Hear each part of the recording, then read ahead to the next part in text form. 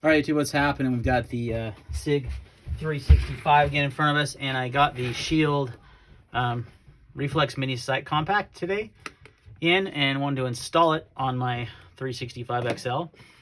And I kind of wanted to walk through there. I haven't seen a video on how to do that. It's pretty simple, but just decided I thought I'd make a video and give you a few caveats here. So we're going to go ahead and clear the weapon. I mean, it's already clear. Let's go ahead and take it down. Okay, so frame aside, take out your recoil spring assembly here. Put that there. Your barrel. All right.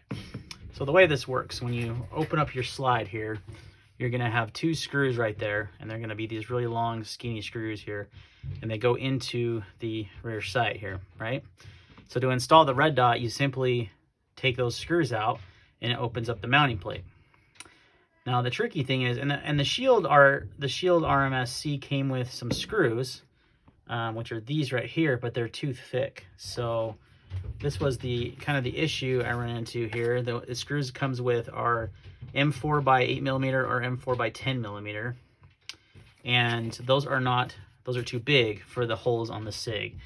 You know what? Let's just go ahead and take it off. I haven't sighted it in yet anyway, so let me show you what I mean here. Not going to do any harm to take it off because I've already, like I said, I haven't sighted it in yet. So these screws I have here actually may be a little short. They work. They're working just fine. They're holding on. I haven't shot it to know the recoil, but so essentially you have these two holes here, and the screws that come with the Shield are much too big. You can see here they're just not going to thread, so they have to fit into that little hole there.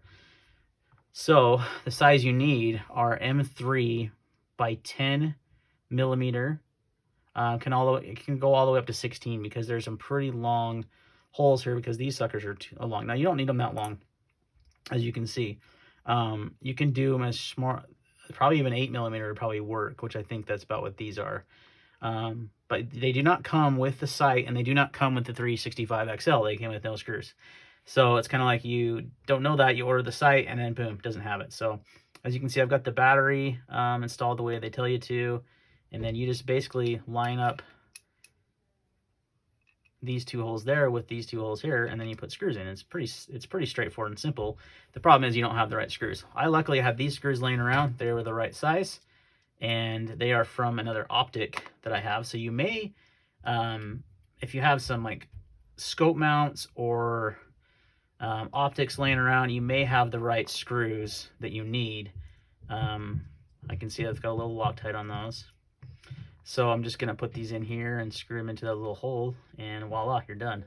Pretty simple and straightforward. It's kind of ridiculous that neither SIG nor Shield, and I can see why Shield doesn't do it because, you know, their optic goes on lots of guns. But it would be nice if they include the right size screws. So these screws work. They're solid. The red dot is on. Let's see if you, oh, I bumped my tripod. Of course I did. There we go. Can you see it? Yeah, you can see the sight now. So the sight is just, it's got an automatic on feature with the lighting. You know, it just dims itself automatically. So it's rock solid. It's on there. I'll probably tighten it down a little bit more and then see how it holds up after shooting. I may get longer screws. Like I said, I haven't gone to the hardware store to buy them because I had these. But M3 by 10 or M3 by 16, actually, excuse me, M3 by 10 all the way up through M3 by 16 would work. I guess the sweet spot is the 10 to 12mm range. Like I said, the 8s will probably work just fine though. I think that's about what I have, and they hold it just fine. There's lots of room for them to screw on, but it's solid. We'll see after shooting how well it holds up, but it should hold up just fine. But it's pretty simple and straightforward. You just take out those two screws there with an Allen wrench, and then you can just replace that rear sight. The nice thing is the Shield sight has a rear sight built in, so in case this were to fail, you could still use your sights properly, which is always nice. So then once you get it all tightened on, you just put your barrel back in, and your recoil spring assembly here, and then you slide it back on your gun, flip the switch. Maybe. There it goes. Flip the switch. Check it.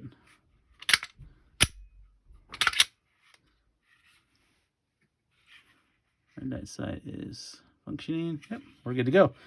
So I like the profile of this. It's very, very slim. It fits the 365 perfectly. You know, it doesn't have any kind of hanging off the side. Maybe a titch there hanging off the side a little bit, but overall works great, and really nice addition to this gun. Now, the SIG sight, the Romeo Zero is what it's called, has not come out yet and is on pre-order everywhere, and it's only $200. You know, this shield sight is $400. I got it for $375.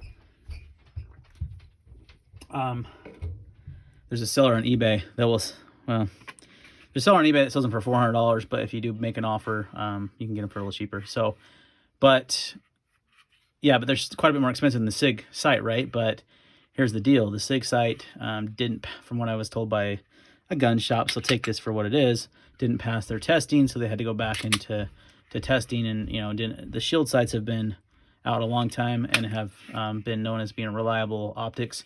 So it's worth paying a little extra money for. I was gonna wait till the Romeo Zero came out, and I may still pick one up when it comes out.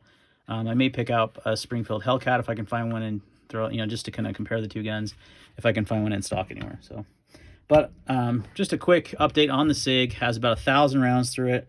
I've got some more shooting footage. If you want to see that, just let me know. I could add it to the end of this video too, which I might. Or I may just wait and add video with the optic on. But it's got about 1,000 rounds through it now. 0 malfunctions, 0 issues. No, actually, excuse me. I had 1 issue, which I relate to bad ammo. But that had nothing to do with the gun. So overall, I've been very, very pleased with this guy. I carry it with the 12-round flush fit mag in there. That's how I carry it. I carry a 15 as a spare, and I carry it in this McKinney holsters inside the waistband at about 3 o'clock.